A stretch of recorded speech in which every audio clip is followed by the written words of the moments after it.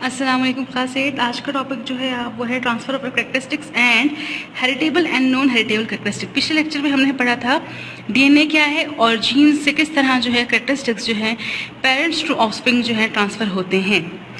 Transfer of characteristics में हम पढ़ेंगे कि सबसे पहले जो लाइफ फॉर्म कहाँ से शुरू होती है, किसकी वजह से होती है और किस तरह होती है। ठीक है, जब हम लोग लाइफ फॉर्म पढ़ते हैं कि किस तरह ज़िंदगी वजूद में आती है तो हम सबसे पहले पढ़ते हैं जायगोट। ठीक है, जायगोट बच्चों वो सेल है जिससे ज़िंदगी शुरू होती है और ये जो प्रोड्यूस होता है या ये किस तरह बनता है, ये गैमीट्स के फ्यूजन से बनता है। ठीक है, गैमीट्स क्या होते हैं? गैमीट्स को हम रिप्रोडक्टिव सेल्स भी कहते हैं और सेक्स सेल्स भी कहते हैं। इसके एग्जाम्पल गैमीट्स की कौन सी हैं? एग और स्पर्म। ठीक है, एग्स जो है वो फीमेल से और स्पर्म्स जो है वो मेल से, जब ये दोनों कंबाइन होते हैं तो हमारे पास क्या बन जाता है? जायगोट बन जाता है। ठीक है, और इस जायगोट से पूरा एक ऑर्गेनिज्म जो है वो डेवलप होता है। ठीक है, जब ये जायगोट बन गया, पूरा एक ऑर्गेनिज्म बन गया, तो इसका मकसद भी यही है कि इससे हम समझ सकते हैं कि जैसे जीन्स जो हैं एक पूरे ऑर्गेनिजम्स में डेवलप हुई है। ठीक है, पूरे ऑर्गेनिजम्स में जीन्स मौजूद हैं। वो क्यों मौजूद है? क्योंकि जो गैमीट्स हैं एग और स्पर्म, उनसे जो ये जीन्स है वो क्या है? ट्रांसफ़र होकर जायगोट में मौजूद हैं। ठीक है, एक्सरसाइज में जो फर्स्ट क्वेश्चन हमारे पास है वो है इनसर्कल द करेक्ट आंसर की।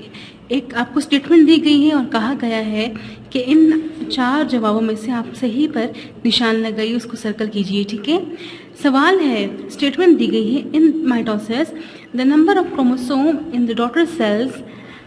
ठीक है, माइटोसिस का जो प्रोसेस होता है उसमें क्रोमोसोम का नंबर डॉटर सेल्स में क्या हो जाता है? तो आपने इसको सही जवाब पर निशान लगाना है जो कि है B, becomes double as compare with the parent cell. ठीक है, माइटोसिस में यही होता है ना कि पेरेंट सेल से जब हम कंपेयर करते हैं तो उसकी निस्बत जो है वो क्रोमोसोम क्या होते हैं? डबल हो जाते हैं। ठीक है,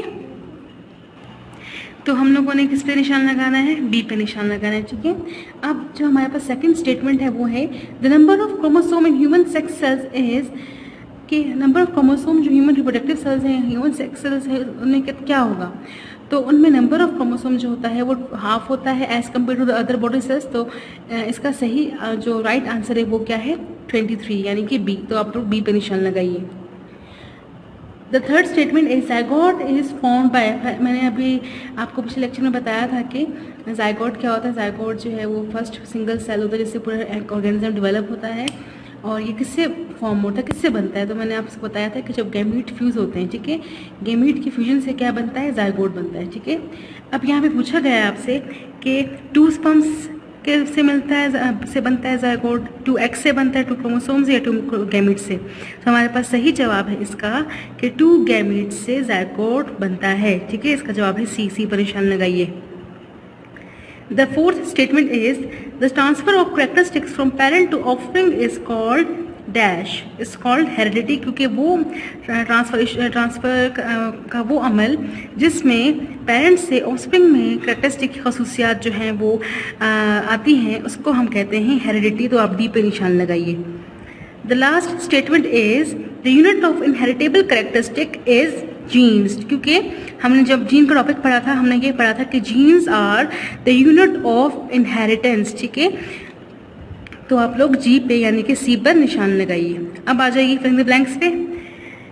फिल इन द ब्लैंक्स में पहली स्टेटमेंट है during mitosis the number of chromosome is double. ठीक है, माइटोसिस में क्या होता है? कम नंबर ऑफ क्रोमोसोम क्या होते हैं? डबल हो जाते हैं।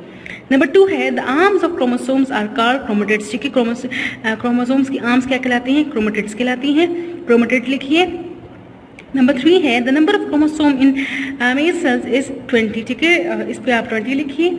Jeans determine all dash in the bodies of the organism, यहाँ पे लिखिए कैरेक्टरिस्टिक्स। लास्ट है the cell which produce as result of meiosis are called gametes. ठीक है, मेयोसिस के रिजल्ट में जो सेल्स बनते हैं उन्हें हम क्या कहते हैं? गैमीट्स कहते हैं। ठीक है, ये आपके फिल इन द ब्लैंक्स और आंसर का द करेक्ट आंसर जो है यहाँ पे मुकम्मल होता है। अब आ जाइए ट्रू फॉल्स और मैच द कॉलम्स की तरफ। ओके स्टूडेंट्स, हमारे पास जो फर्स्ट स्टेटमेंट है ट्रू एंड फॉल्स में वो है the process in which a parent cell divides into 4 daughter cell is called cell division. वो अमल जिसमें जो है पेरेंट सेल जो है वो डिवाइड होकर 4 डॉटर न्यूक्लियाई में जो है वो तकसीम होता है, इसको क्या कहते हैं, सेल डिवीजन कहते हैं। तो इसको क्या हम करेंगे, ट्रू। आप लोग टिक का निशान लगाइए या इसमें बॉक्स में टी लिख दीजिए। नंबर 2 है meiotic 2 division is similar to the meiosis. ये तो गलत होगी स्टेटमेंट, उस पर आप फॉल्स लिखिए। नंबर 3 है chromosomes and DNA are the basis of heredity. तो ये बिल्कुल सही, आप इस पर ट्रू लिखिए। The half of chromosome number in sex cells of cat is 15। ये भी ट्रू है, इस पर आप टी लिखिए। लास्ट है the separation of a part of a body of a person after cut off is a heredity disease. वो disease जिसमें किसी ऑर्गेनिज्म का बॉडी पार्ट कट हो जाता है तो ये क्या होता है, ये हेरिडिटी डिजीज होती है, यानी कि ये ट्रांसफर होने वाली डिजीज है। तो ये गलत है, आप इस पर फॉल्स का निशान लगाइए। ठीक है, अब आ जाइए मैच द कॉलम्स में। Match the terms given in the column A with the statement given in the column B. Column A में जो आपको टर्म्स दी गई हैं उनको कॉलम बी के स्टेटमेंट के साथ मैच करिए। जो पहले जो है, सबसे पहले आप यहाँ देखिए, इसमें लिखा है डीएनए। तो यहाँ पे राइट वाला डीएनए का सही ऑप्शन कौन सा होगा, हेरिडिटी मटीरियल। हेरिडिटी मटीरियल के आगे आप डीएनए लिख दीजिए। ठीक है। सेकंड है स्पर्म। स्पर्म का सही ऑप्शन क्या होगा, सही स्टेटमेंट क्या होगी, मेल रिप्रोडक्टिव सेल, क्योंकि स्पर्म जो है मेल रिप्रोडक्टिव सेल है।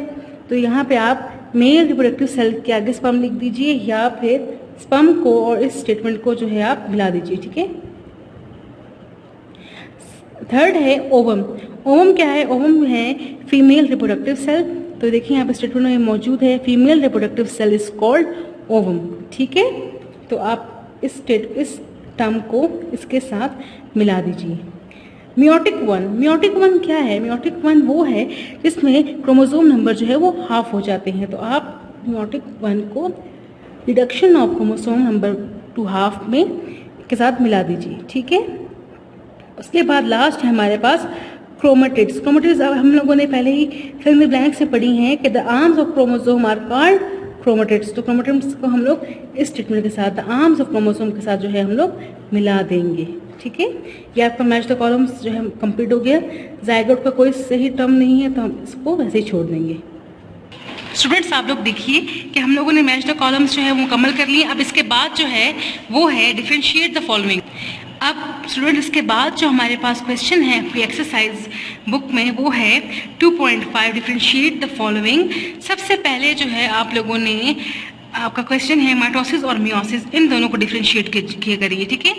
मैंने ब्लैक बोर्ड पे, वाइट बोर्ड पे सॉरी, आप सारी जो है टर्म्स जो है डिफाइन कर दी हैं और आप लोगों को जो मैं पढ़ लूँगी और अगर कुछ समझ में ना आए तो आप लोग बुक से भी हेल्प ले लीजिएगा। ठीक है।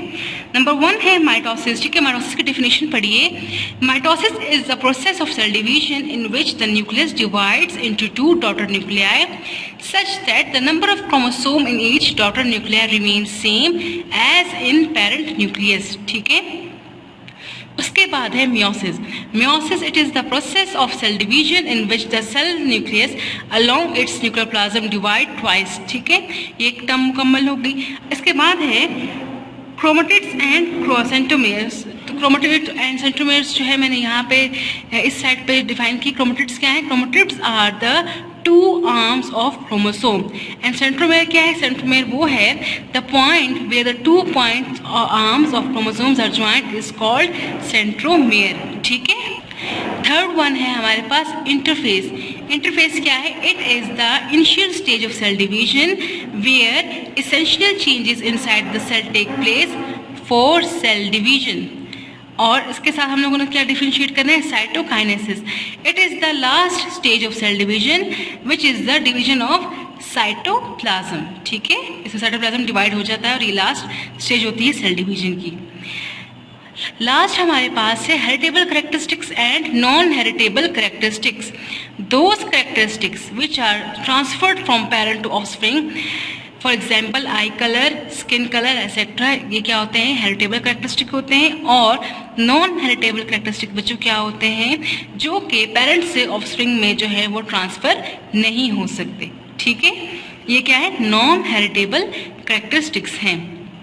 लास्ट है हमारे पास जो टर्म है साइटोप्लाज्म एंड न्यूक्लियोप्लाज्म। साइटोप्लाज्म पूछा गया है कि साइटोप्लाज्म किसको कहते हैं। साइटोप्लाज्म तो सेल का वो हिस्सा है जिसमें सेल के तमाम ऑर्गेनेलीज खासकर न्यूक्लियस जो है वो मौजूद होता है, ठीक है। The nucleus is present in the cytoplasm. And what is nucleoplasm? Nucleoplasm क्या होता है? न्यूक्लियोप्लाज्म वो material present inside the nucleus is called nucleoplasm, ठीक है।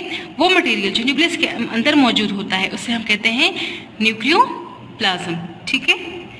Is it clear? I hope it is clear to you. In the next lecture we will do the short question answers and the long question answers. Till then, take care and bye bye. Allah Hafiz.